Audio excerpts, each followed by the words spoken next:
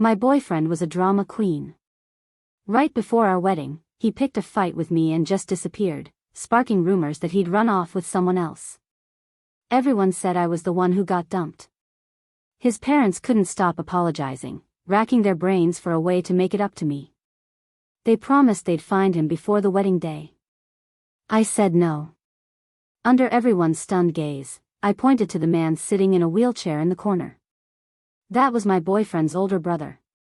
His mom was dead, and his dad didn't care about him. He was usually silent and practically invisible at home. Since he doesn't want to do it, let's just switch, I said. It's just a business marriage, anyway. The moment I said it, the parents on both sides froze. Then came a long, heavy silence. I saw the man in the wheelchair suddenly clench the blanket on his lap. The veins on the back of his pale hands bulged, stark and visible. He seemed just as shocked as everyone else to be dragged into this, a look of pure astonishment on his face. Our eyes met across the room. He was the first to look away, lowering his head. He didn't agree, but he didn't refuse either. The first person to object was my boyfriend Leo's mother. Her expression was twisted. A flash of disgust crossed her face when she looked at Julian, but when she turned to me, her eyes were pleading. Olivia, honey, it's not that Leo doesn't want to marry you. He's just throwing a tantrum. You've been together for 3 years, you know what he's like. The wedding is just around the corner. You can't gamble with the rest of your life just because you're angry. My own parents didn't say a word. They've always let me call the shots. They just sat on the sofa, looking like they were enjoying the show, even giving me a playful raise of the eyebrows. I frowned. It's precisely because I know what Leo is like that I said what I said. I'd been with Leo for 3 years. Since I was a few years older and he'd been spoiled rotten by his family his whole life, he had a certain naive, childish streak, and I was happy to indulge him. But my indulgence made his possessiveness grow wilder by the day, and he became more and more stubborn about the smallest things. It was like he was certain I'd always given for him, constantly testing to see just how far I would bend. Leo was so used to being pampered that he thought the whole world should revolve around him. Once we were dating, he expected my world to revolve around him, too, that I should have eyes only for him. He wasn't like that at first. At first, he was just a normal, energetic guy with big puppy dog eyes that were always looking at me with hope. He pursued me with a clumsy sort of courage. Our relationship started smoothly, but as we spent more time together, his darker side inevitably came out. Initially, I just thought he was a bit possessive, which is normal in a relationship. It could even be kind of exciting. But Leo was the type to take an inch and run a mile. Sensing my tolerance, he started to invade every part of my life. He didn't want me to have male friends. He had to tag along whenever I went out with anyone. If I went out alone, he'd call within half an hour. If I came home smelling like someone else's perfume, he would lose his mind. He even resorted to childish punishments, like starving himself, running away from home to freeze to death, or making a point of sleeping in the car instead of our bed. It sounds ridiculous to even say it out loud, and at first, I thought so too. I'd play along, coax him back, and smooth things over. But after a while, it became exhausting. The main reason I was fed up was his insane possessiveness and his constant attempts to break down my boundaries, trying to make his world my entire world. That idea was as naive and childish as he was. He thought that if something was his, it should belong to him completely. This time, ghosting me and letting rumors spread that he ran off with someone else was just another ploy to force me to back down and apologize, to make me feel insecure.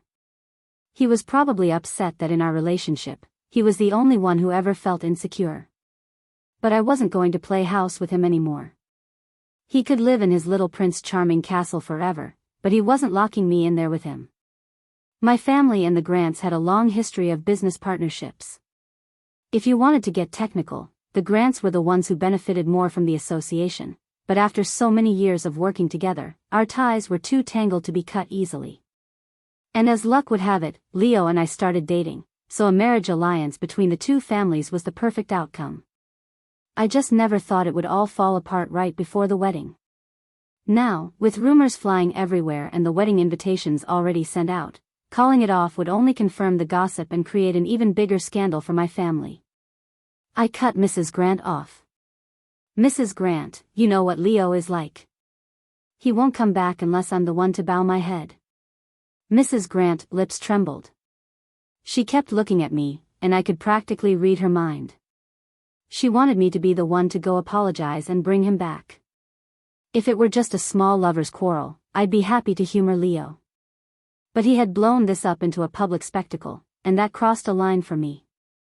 There was no future for us. I stopped looking at her and turned my gaze back to Julian in the wheelchair. He was still acting like he was a million miles away, as if I hadn't mentioned him at all. "I think I need to speak with Mr. Grant," I said, my voice trailing off as I forgot his name.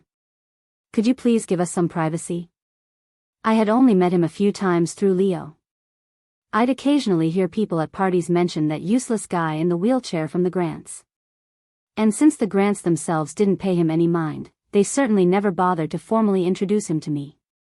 Mrs. Grant still looked like she wanted to argue, but Mr. Grant shot her a warning glance before leaning down to whisper something to Julian. Julian remained expressionless the whole time, but his long eyelashes, which I now noticed, trembled slightly, betraying a hint of anxiety. I noticed his hair was a bit long, thick and layered, falling around his face and hiding his eyes, which only made him look more withdrawn.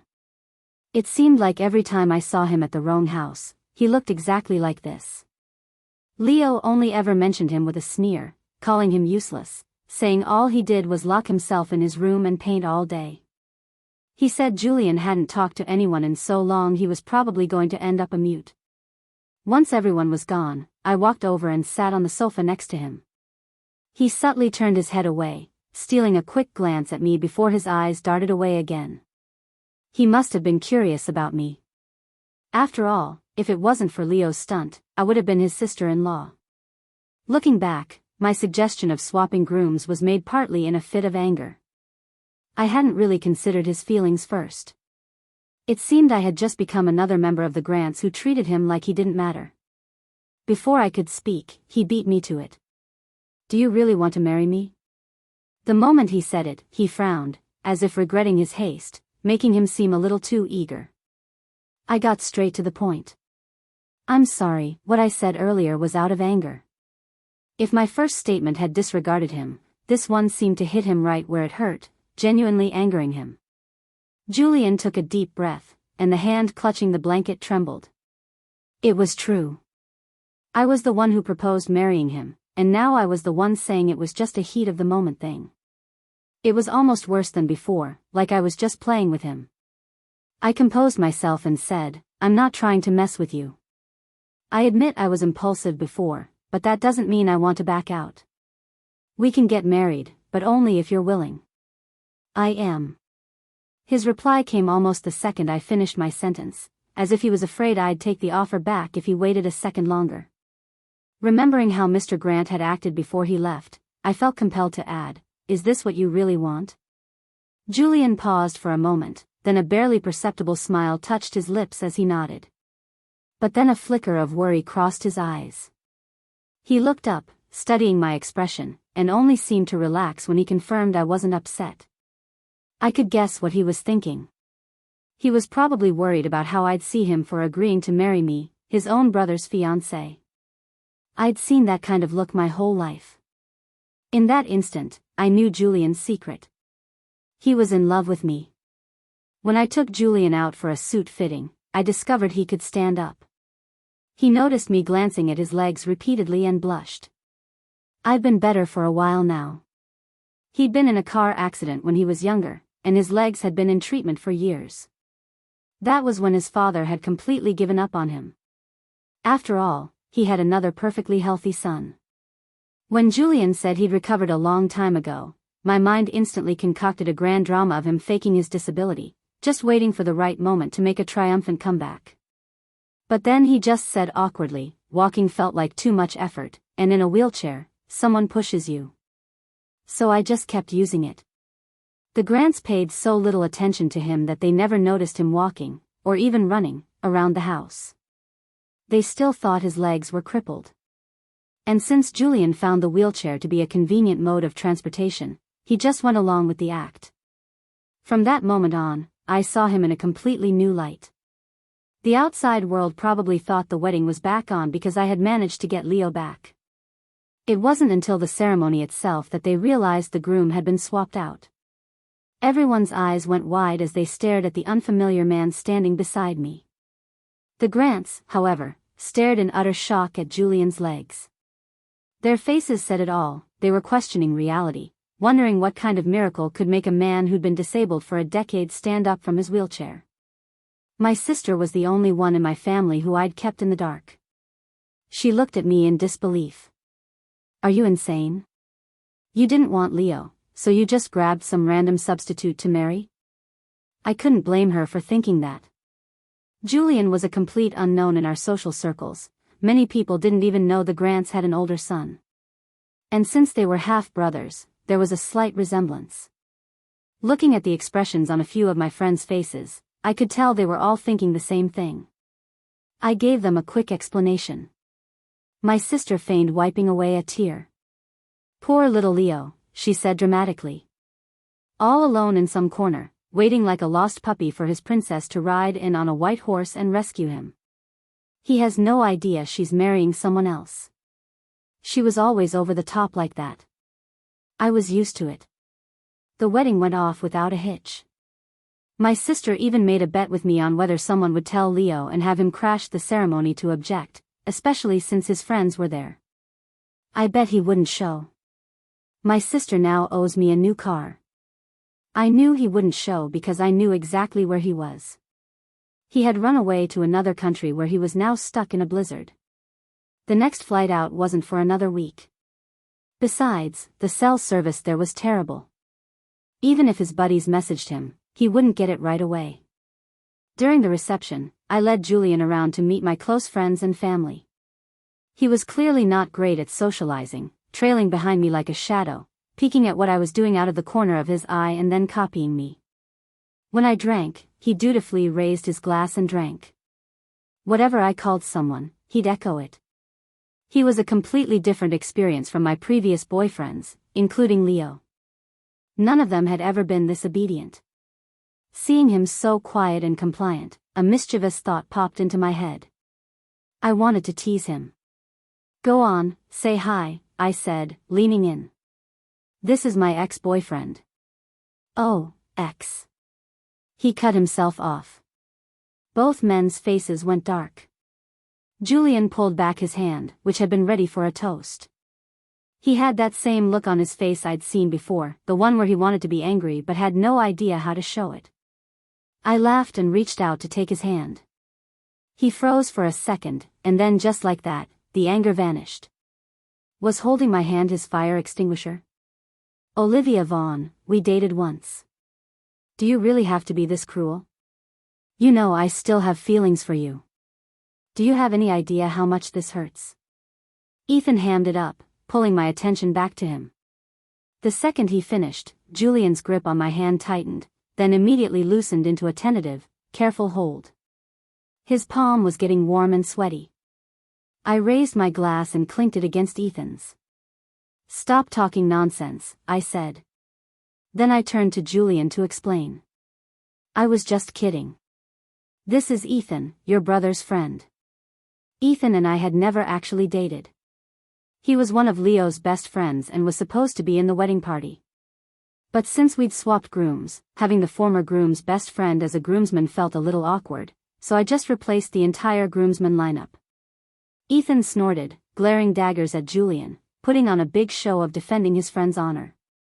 You know, Leo is still out there, starving himself, waiting for you to come get him, he said, his tone dripping with meaning.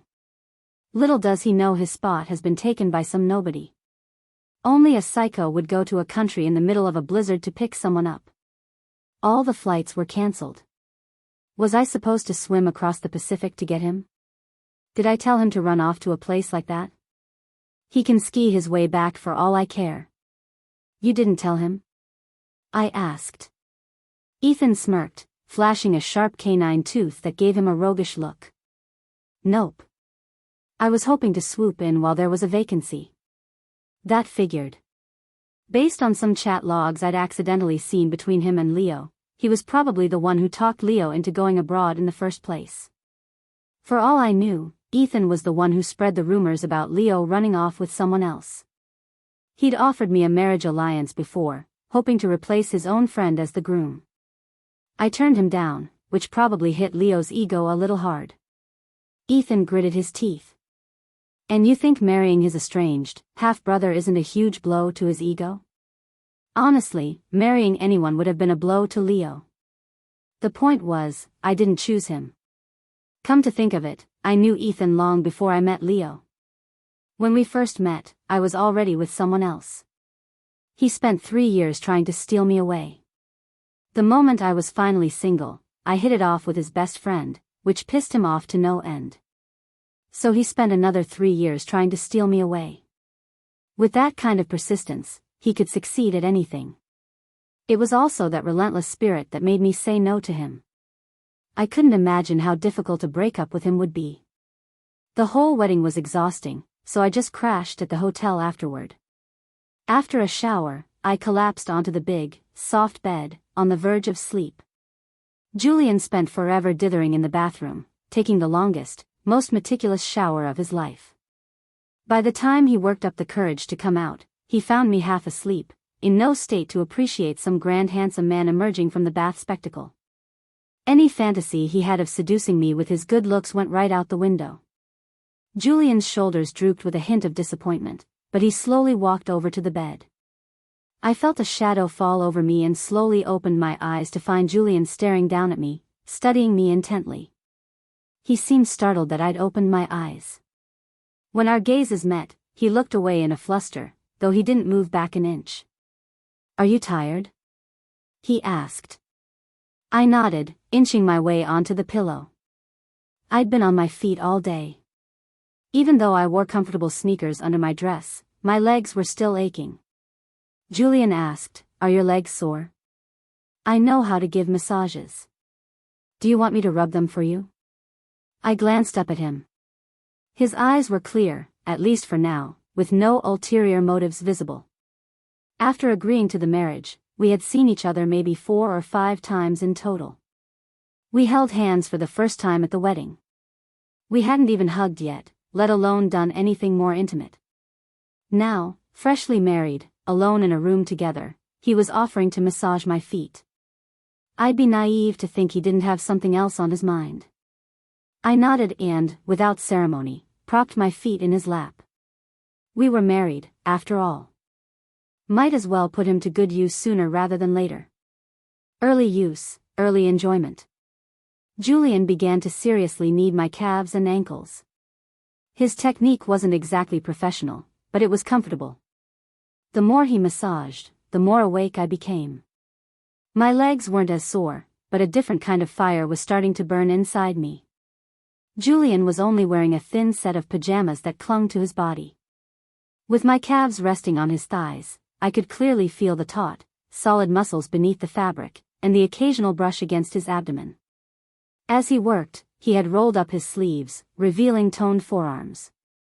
His hands were large, his fingers calloused, no doubt from holding a paintbrush for years. My eyes roamed over his body.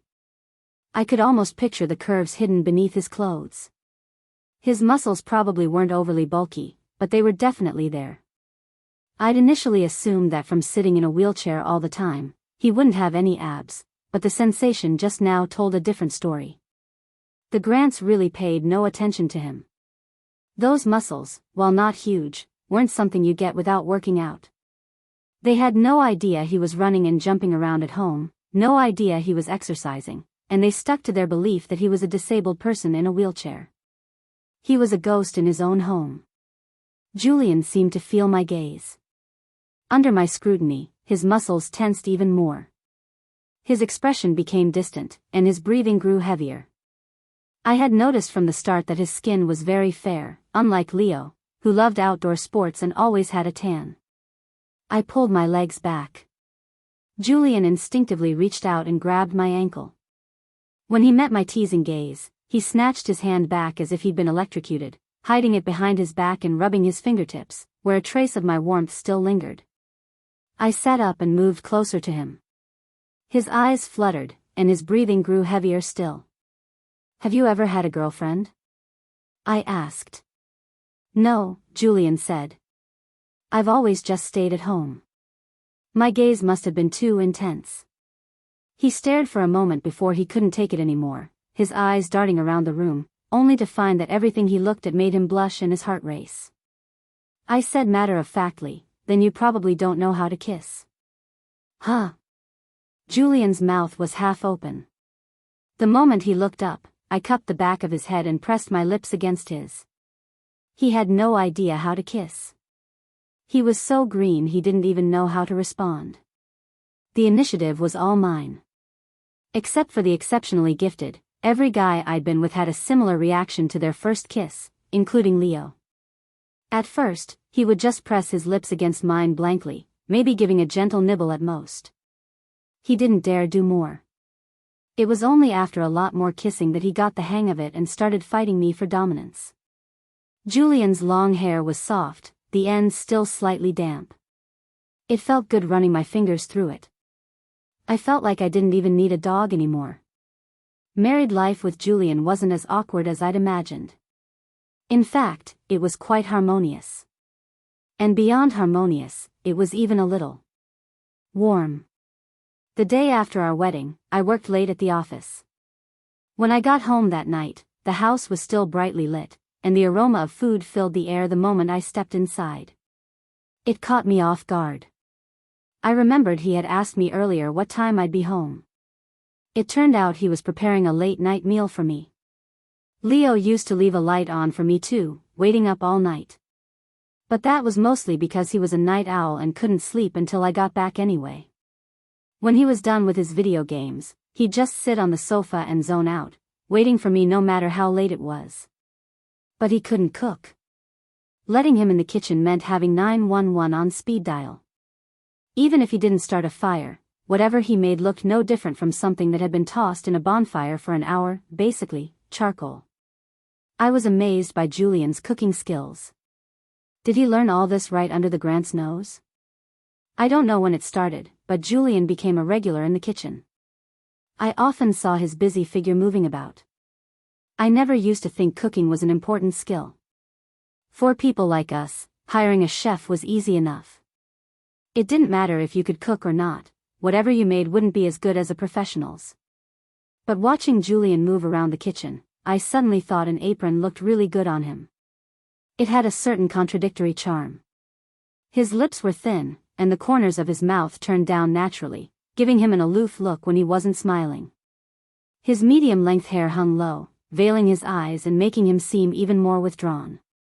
Only I knew how alluring he looked when I gently brushed his hair away, cupped his face, and made him look at me, whole and bewildered.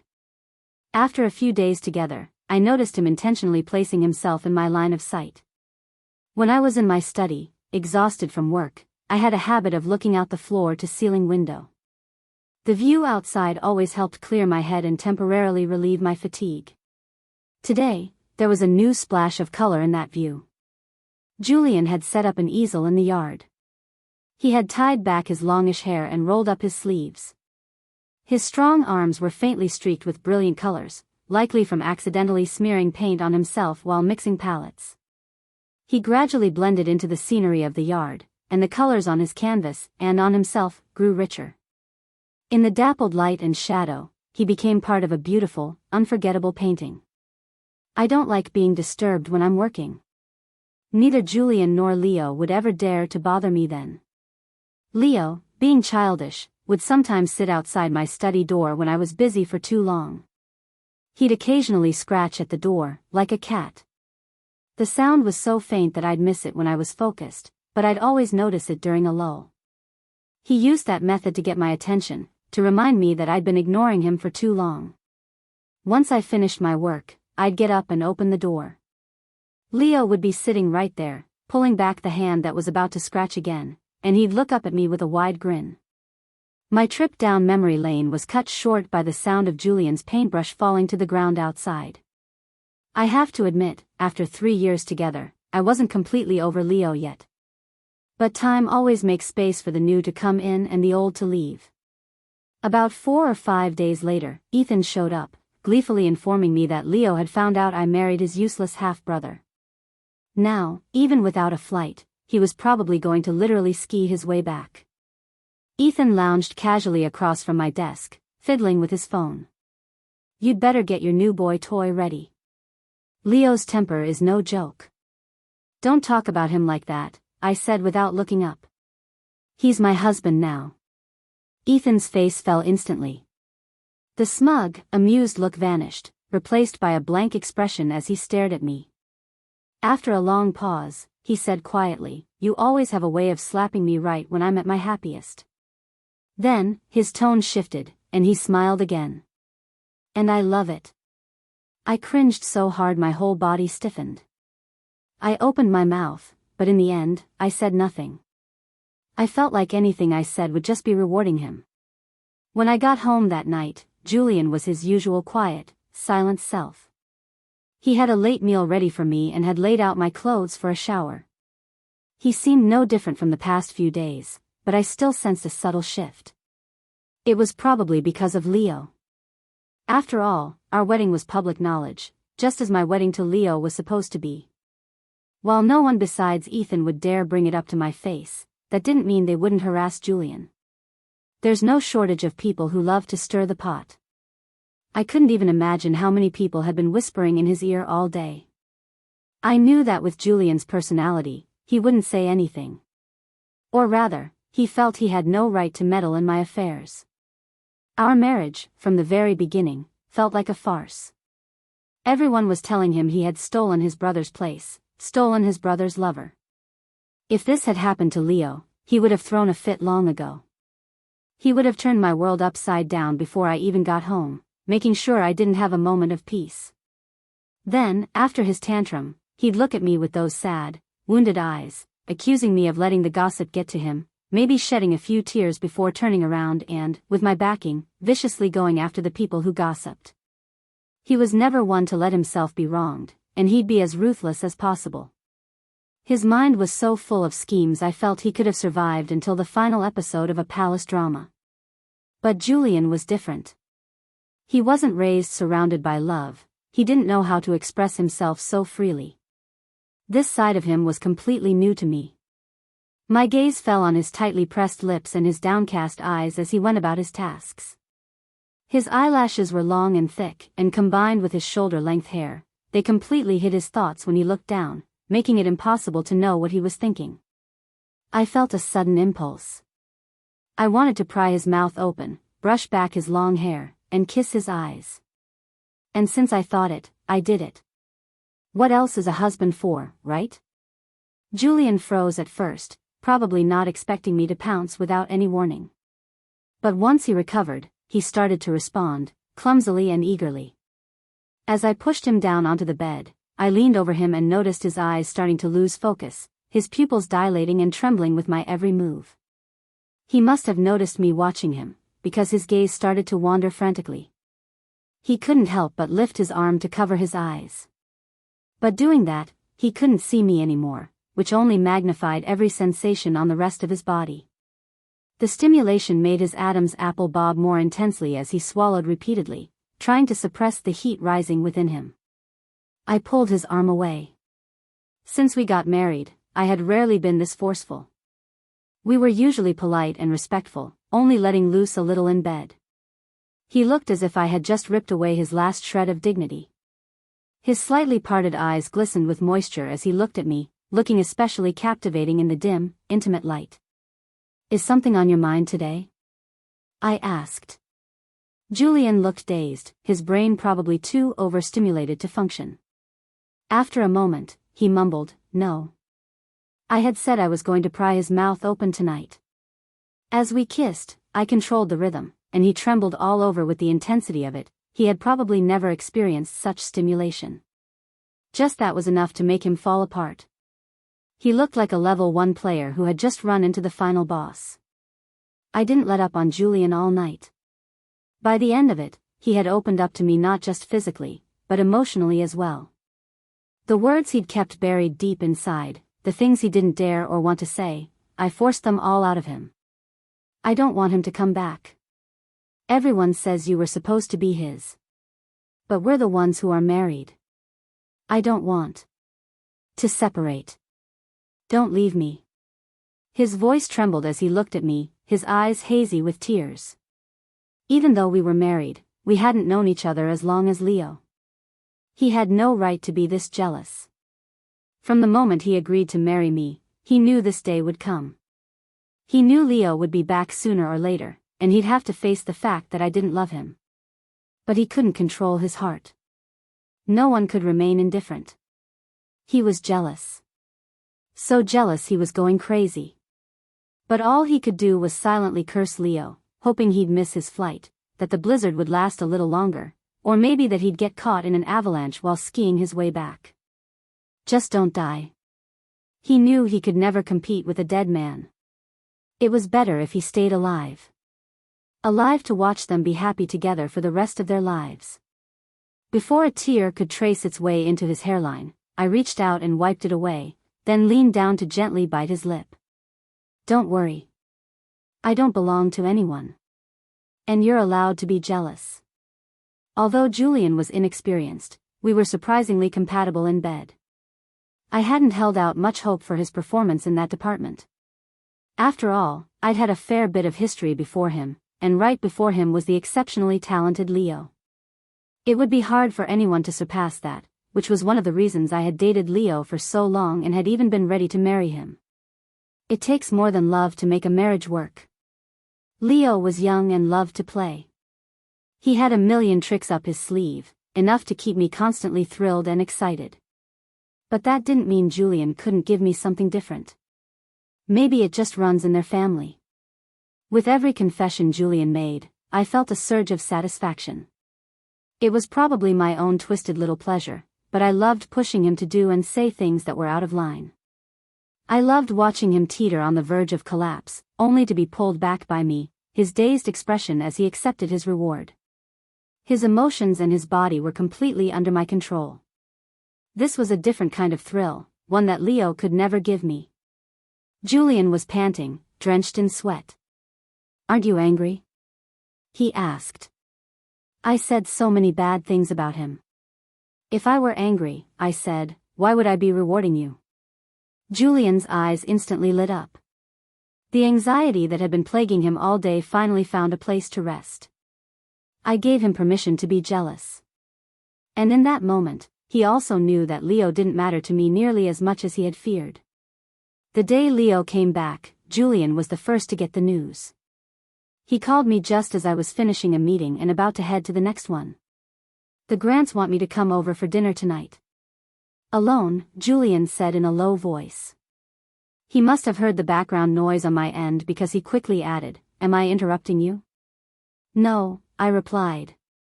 Normally, the Grants would never ask him to come over. Even though he was now the one representing their family in our marriage, his parents wanted to see him as little as possible. This time, they summoned him, but not me.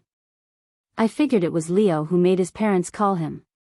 I had blocked and deleted all of Leo's contact info after his little stunt. Since he couldn't reach me, he was now targeting Julian.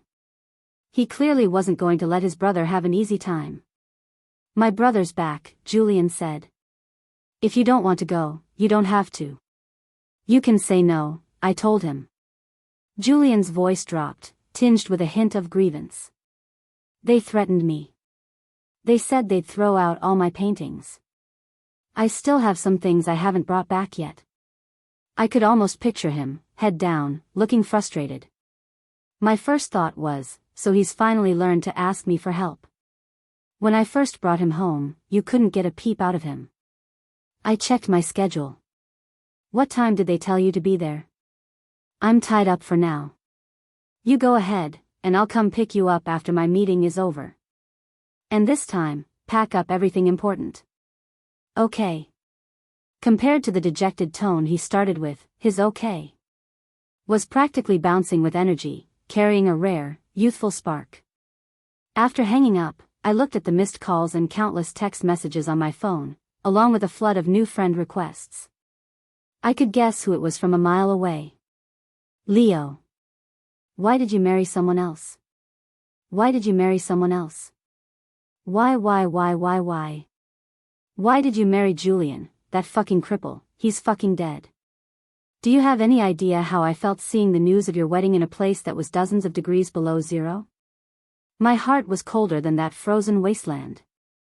Everyone was in on you getting married to someone else, so why did nobody tell me? I had to find out from my news feed. You're angry, aren't you? You're angry at me, right? You married Julian just to spite me, didn't you? You're the one who started the fight with me. You got mad at me over some guy and called me childish. Why can't I be angry? What right do you have to be angrier than me? I get it now. You weren't angry because of me, right? You heard the rumors about me running off with someone and married Julian in a fit of rage, right? I'm back now, I'll explain everything.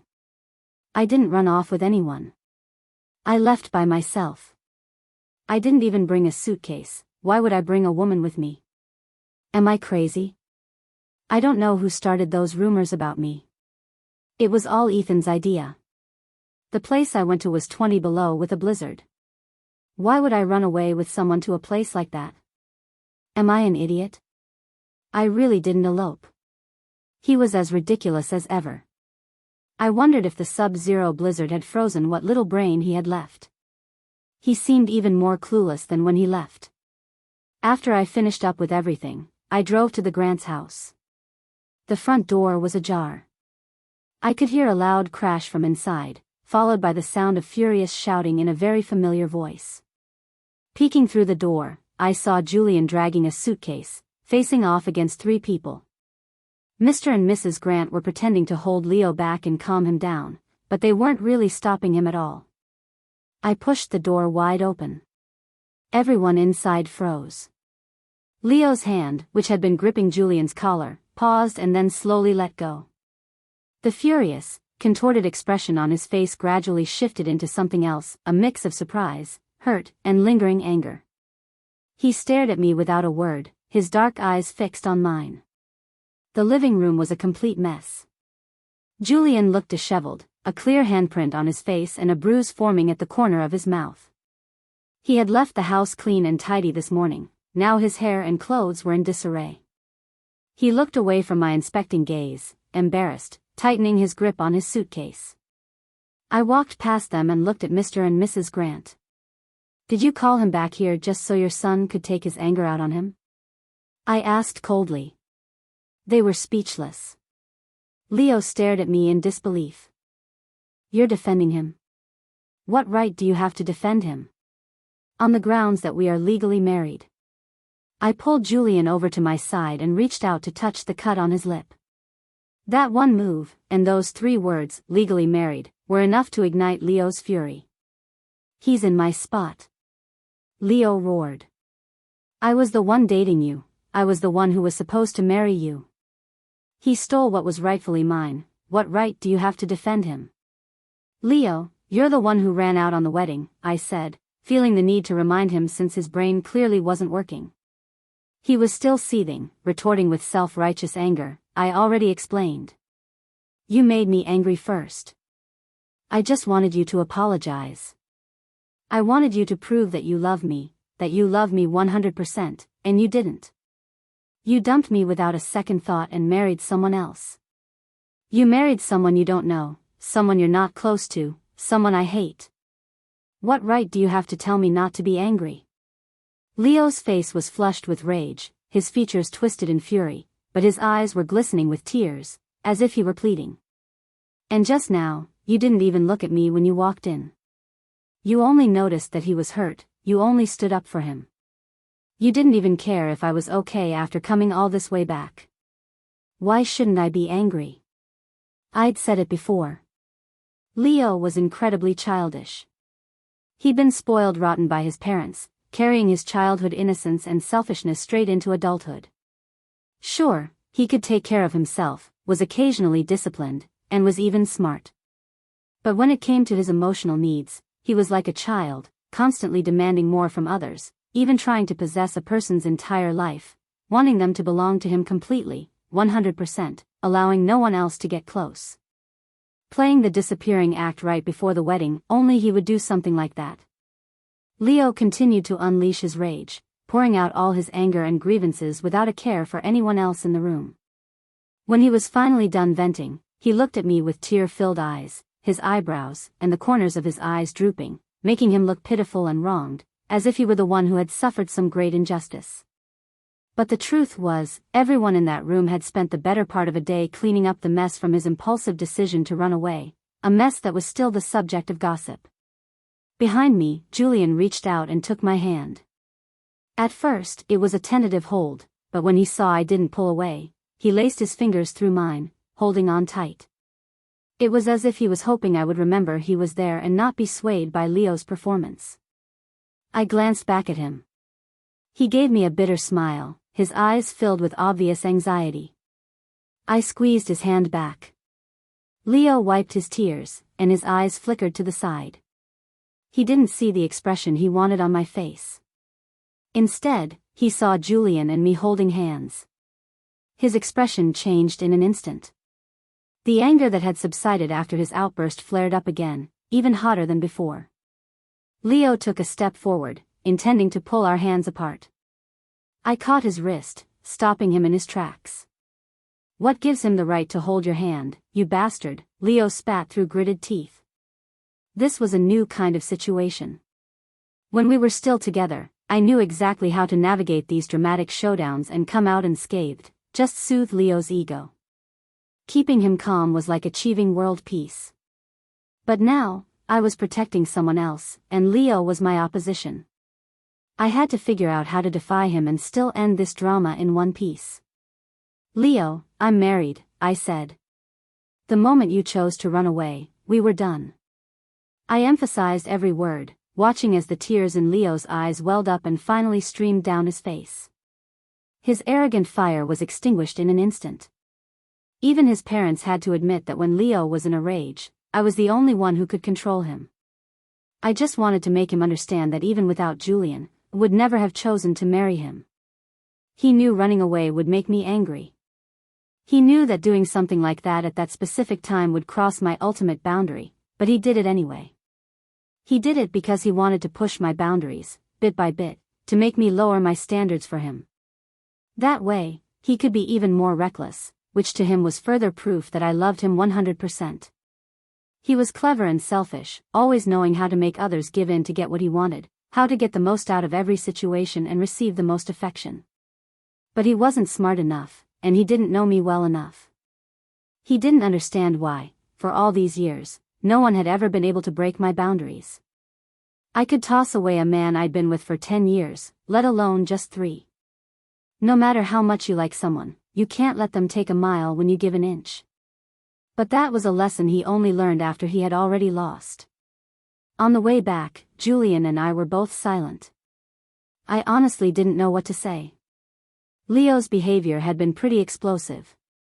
He was acting like the villain in a soap opera, even pulling a stunt like calling someone home so his parents could help him bully them. My mind started to wander, and the more I thought about it, the more Julian seemed like a gender-swapped version of an old-school damsel in distress. A deadbeat dad, a deceased mom, an unloving stepmother, an abusive stepbrother. "Are you still angry?" A cautious question came from the passenger seat. I had seen him stealing glances at me the whole time. I was wondering how long he would hold out before he finally broke the silence. "I'm not angry at you. Can you tell me what happened earlier?"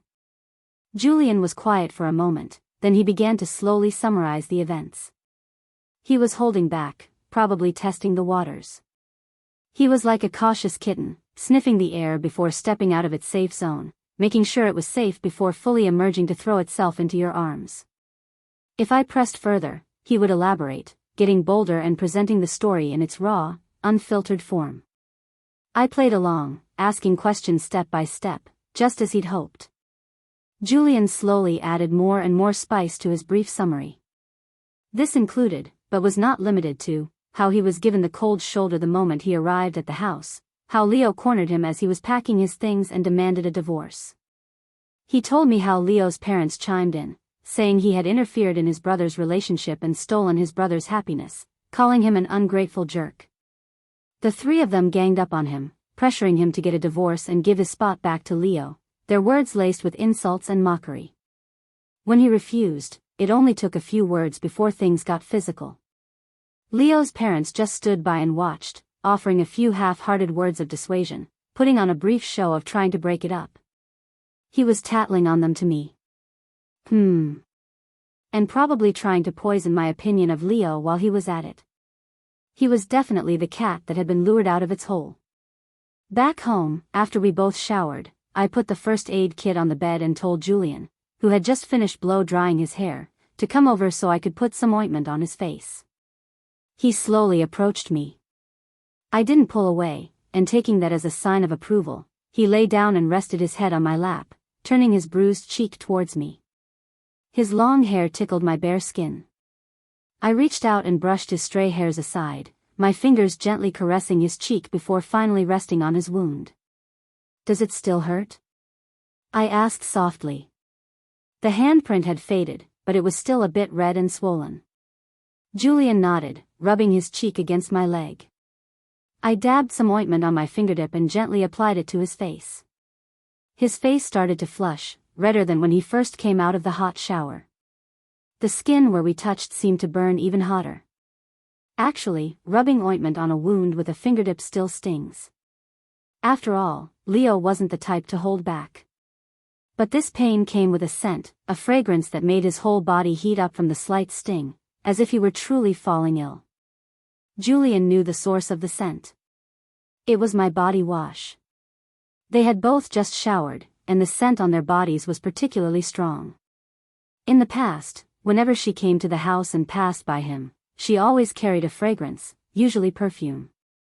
When Leo came home, he would always carry her scent too. Back then, they seemed like a single entity. But now, he was the one who belonged.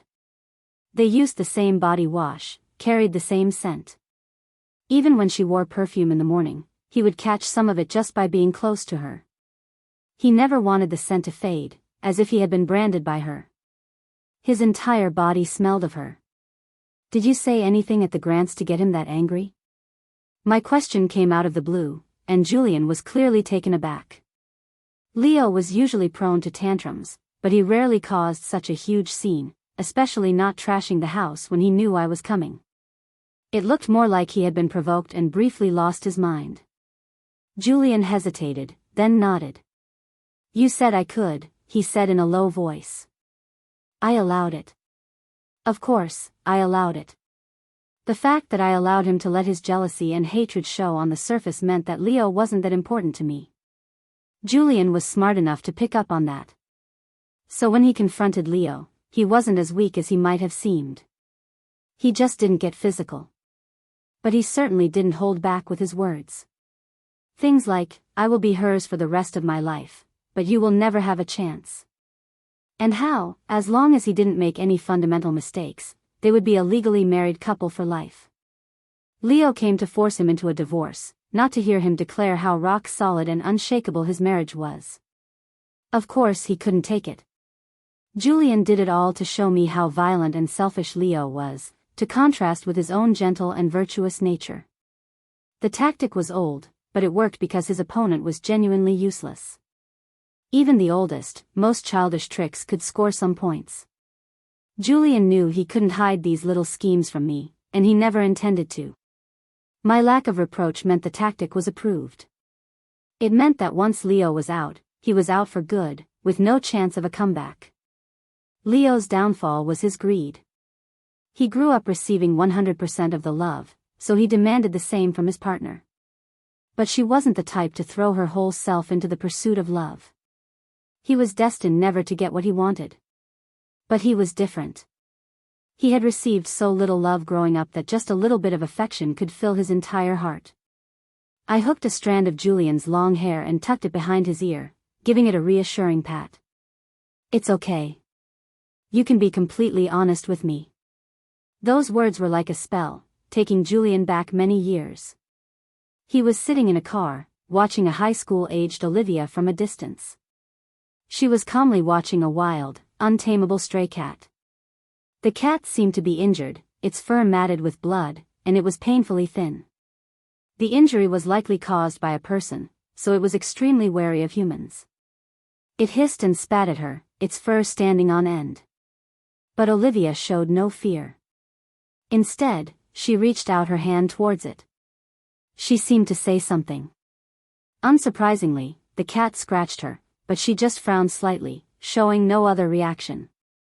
The cat retreated further into its hiding spot, but she patiently waited at the entrance with a cat treat, occasionally reaching forward before pulling back to a safe distance, like someone waiting for a rabbit to run into a tree stump, or a patient angler waiting for a fish to bite. Perhaps it was truly hungry. Unable to resist the temptation of food, the cat cautiously poked its head out of the hole, first extending a paw, then leaning down to sniff, only to retreat again, then re-emerge. This happened several times. Her hand remained steady, no longer trying to lure it forward. Finally, seeming to confirm there was no danger, the cat came out, limping over to lick the food from her hand.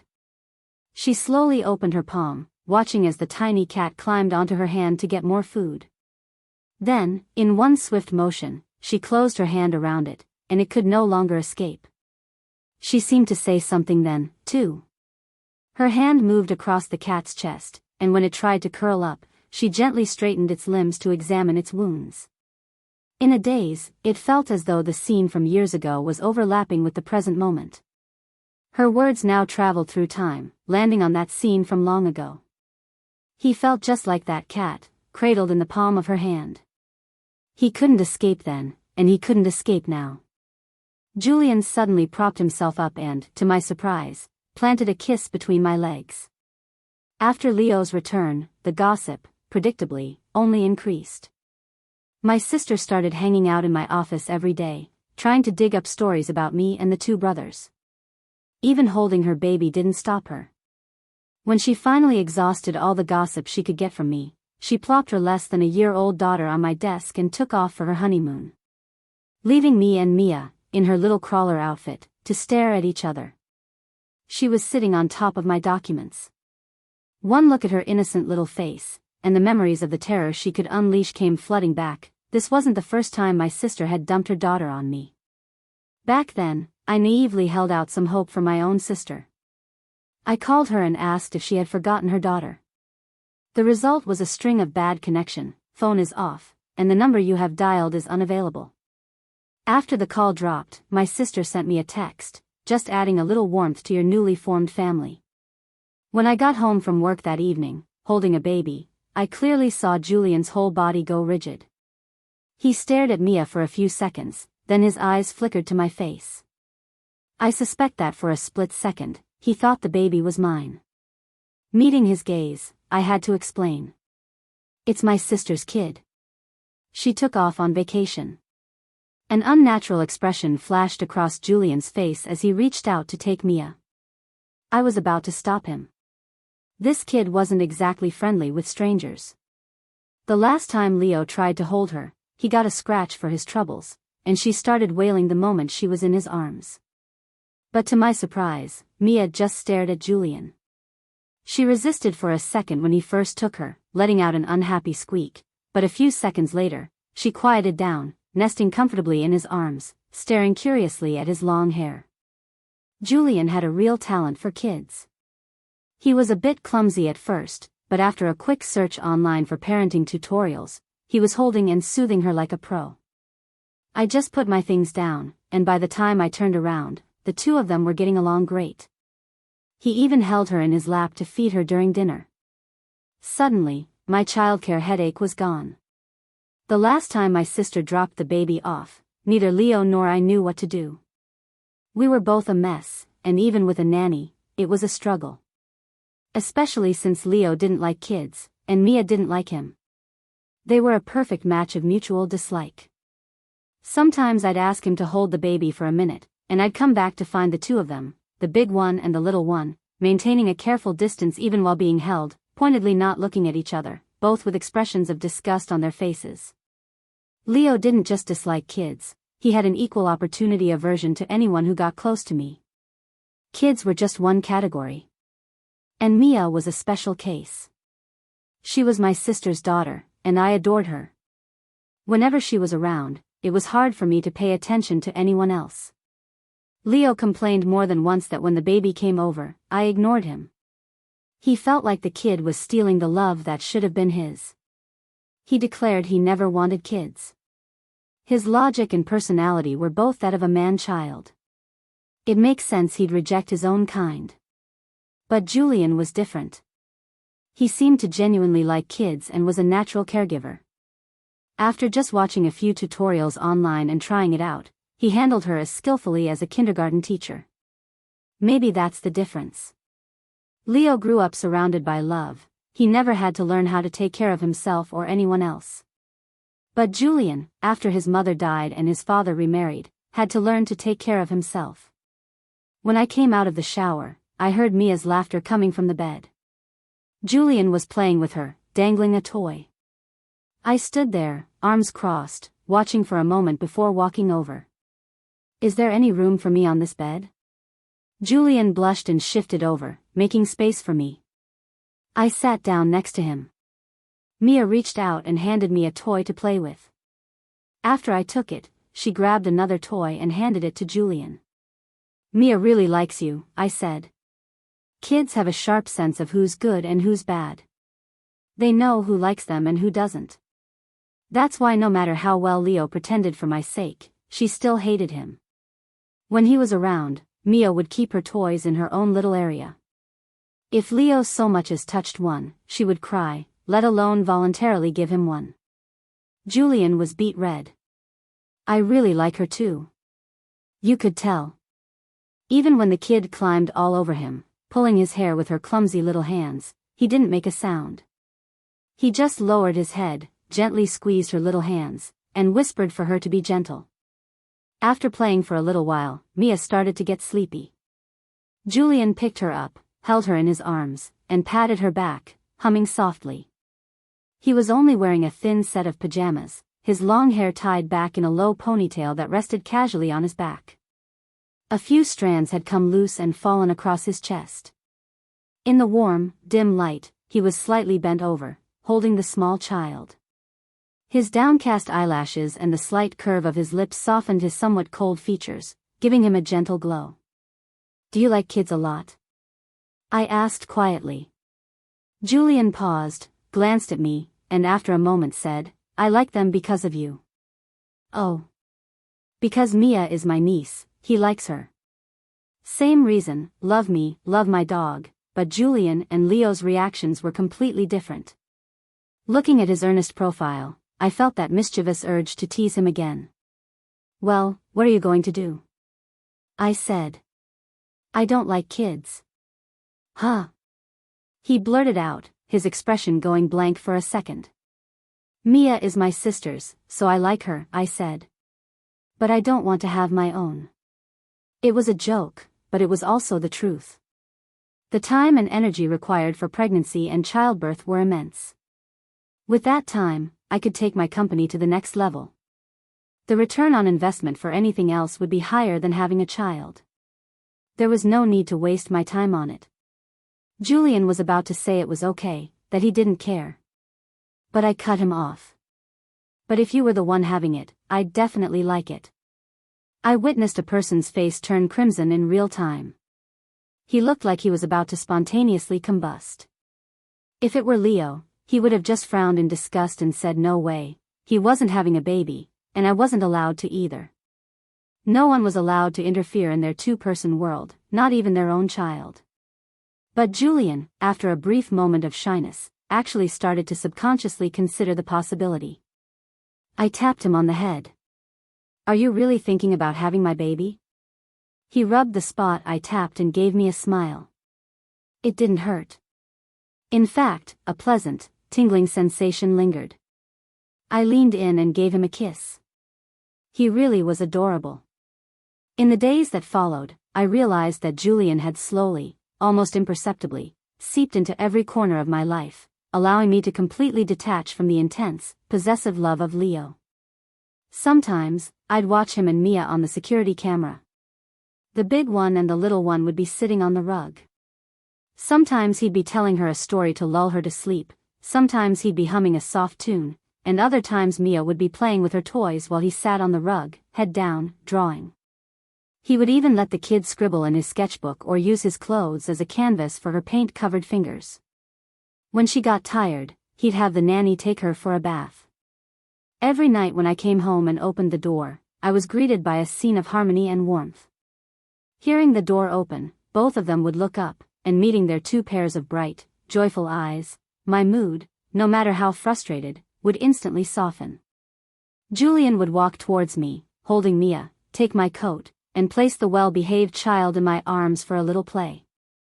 I was finally starting to understand why men were so eager to get married and have kids. If this was what life was like, I wouldn't mind having more kids. After all, when they're well-behaved, they're angels, and when they're crying, I'm not the one taking care of them. My phone rang. I glanced at the caller ID, handed Mia back to Julian, and slid open the glass door to step out onto the balcony to answer the call. "Hello, Mr. Grant. What's wrong?" It was Leo's father. Although our two companies were in the middle of negotiating a new project, I doubted he was calling me about work at this hour. Sure enough, after a brief acknowledgement, a short silence followed on the other end. He was clearly trying to figure out how to begin. The only thing that could make such a decisive man hesitate like this was a personal matter between me and Leo. "The thing is..." Mr. Grant had just gotten out 4 words when an eager voice cut in from the other side. Let me. Dad, give me the phone." I knew that voice instantly. Leo's choked, tearful voice came through the line, thick with a nasal tone. "Olivia, I'm sick. It's a really serious illness." He had been so annoying that I had blocked his phone number and all his social media accounts. I would block every new one he made. I hadn't heard from him recently and thought he had finally given up. I didn't expect him to be sick. It made sense, though.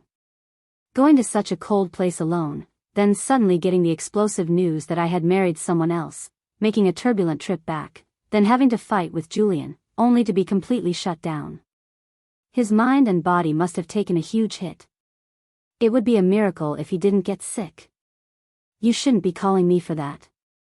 You should be calling a doctor. Don't hang up. Please, just let me say a few words. I know I was wrong.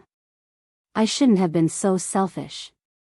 Leo started rambling, apologizing over and over, but it was all the same few phrases. He wasn't really sorry for what he did.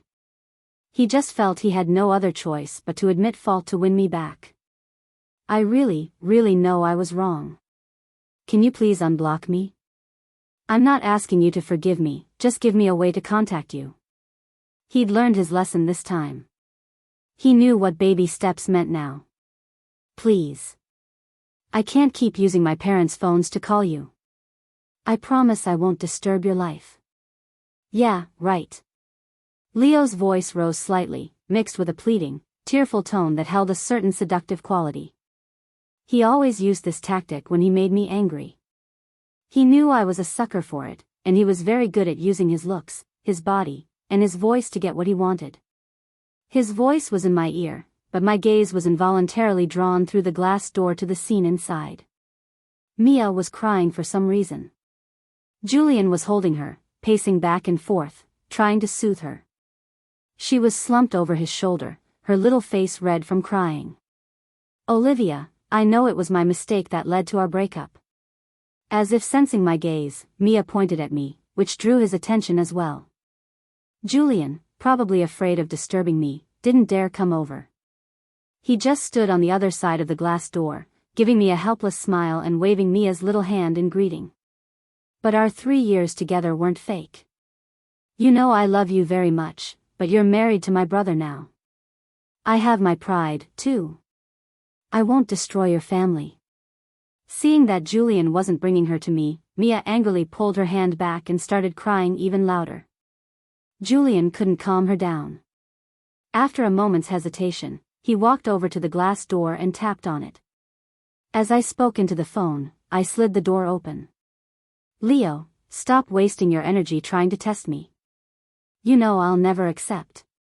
Let's just leave it at that. Don't call again." Those words were basically his death sentence. Leo tried to say something else, but all he heard from the still connected call was the sound of a baby crying. And a man's voice. "Sorry, Mia won't stop crying for her mom. She probably misses her parents after being away for so long." "Olivia, am I interrupting you?" "No, come on in." My voice cut off as the sound of the call being disconnected filled my ear.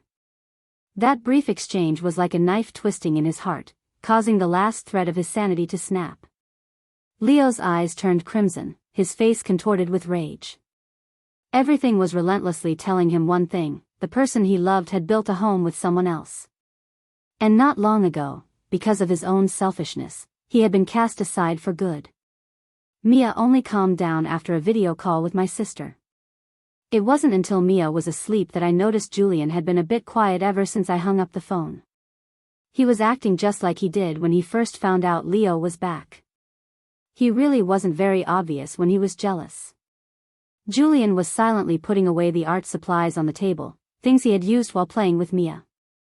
Some of the scribbles were brightly colored messes made by Mia, but there were also a few quick character sketches, enhanced with a few strokes of color to bring them to life.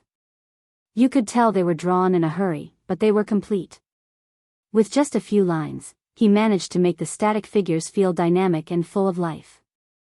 My eyes fell on a sketchbook that was still open on the table. The page showed a person working at a desk. It was clearly me. The trees outside the window were sketched with loose, hasty lines. There seemed to be more drawings after that page. I turned it, and my own face stared back at me again. This time, it was me changing my shoes in the entryway. I kept flipping. It was still me. I went through half the sketchbook, and it was filled with drawings of me in various moments I hadn't even been aware of. Some were colored in, some weren't. When I got to the first page of the sketchbook, I was surprised by the drawing.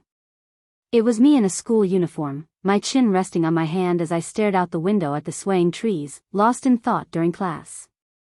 The wind was blowing my hair. I wondered what I was thinking about. He had even drawn the school crest on the uniform perfectly.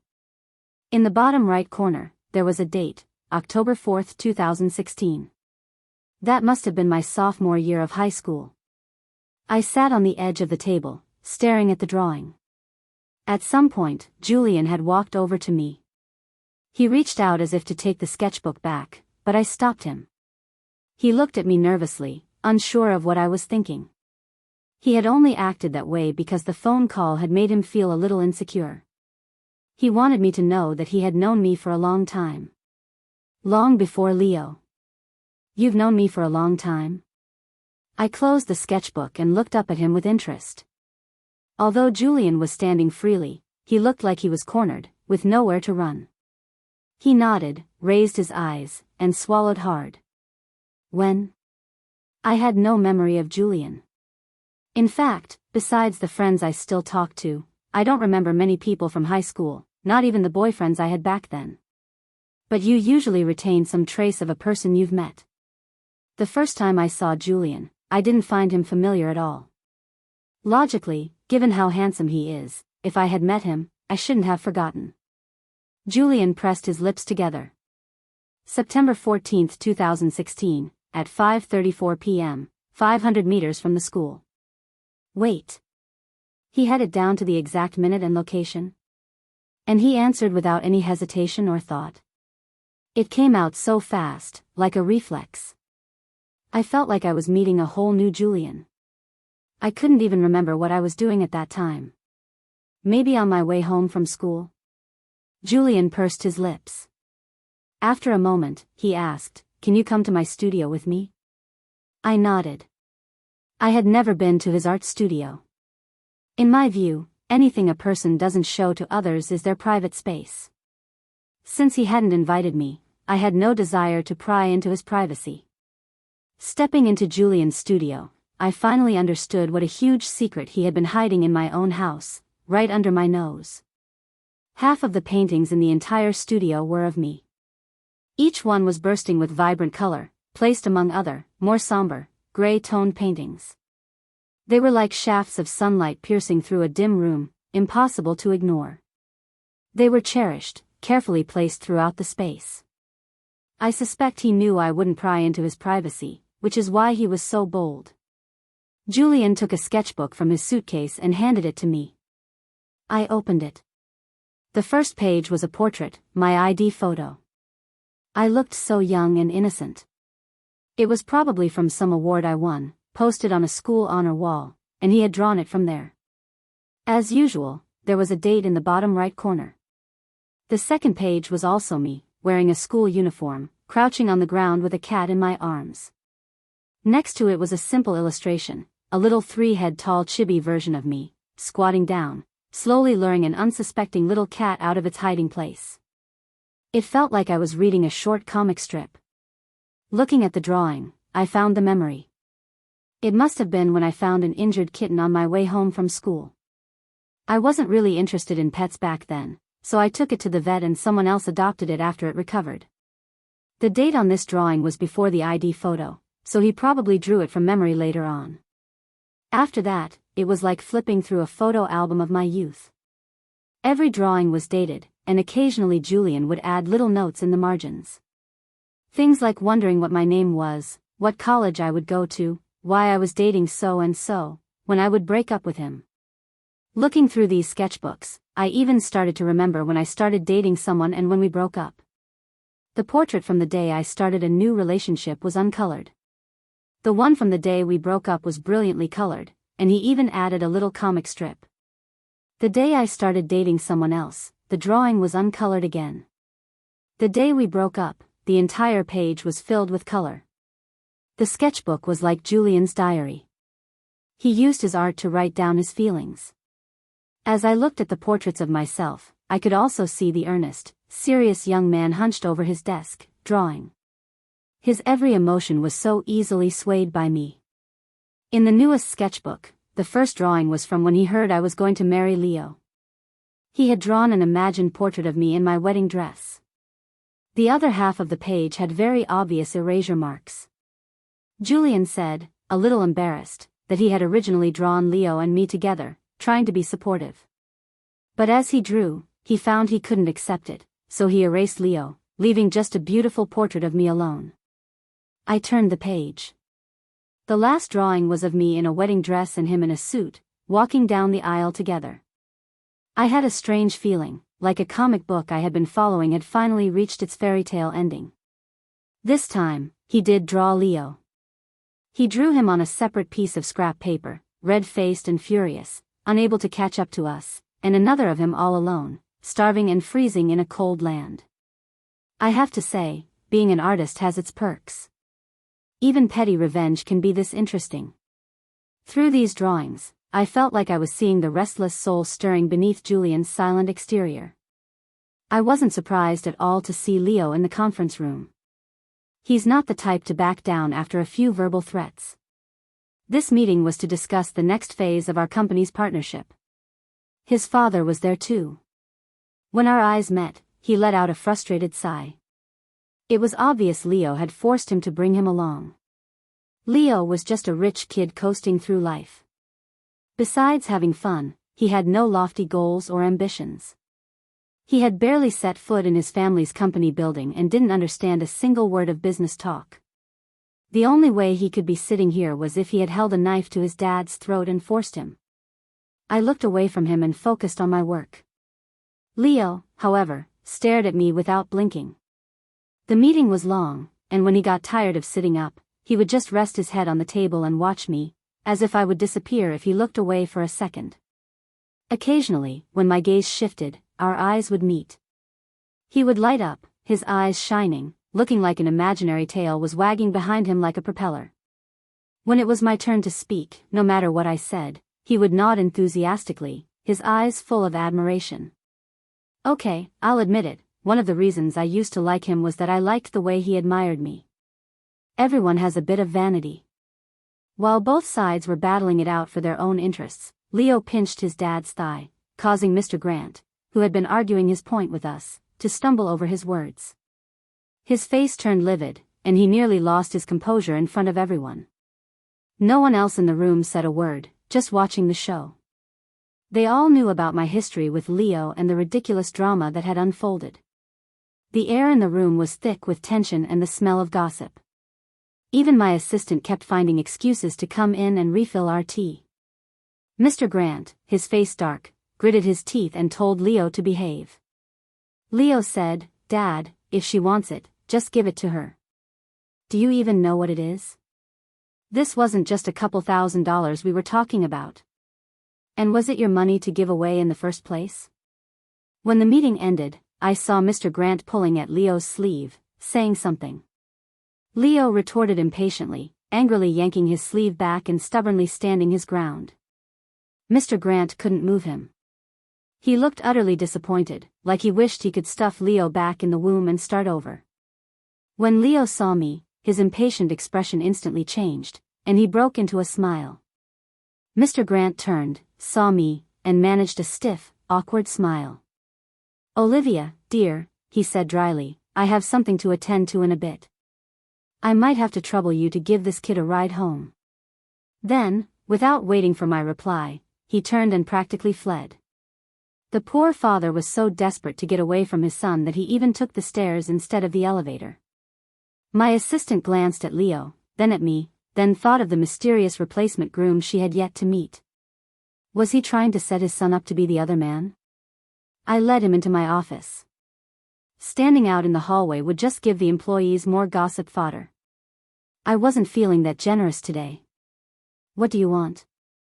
Leo opened his mouth, then paused for several seconds, looking like he had his speech prepared but couldn't figure out how to start.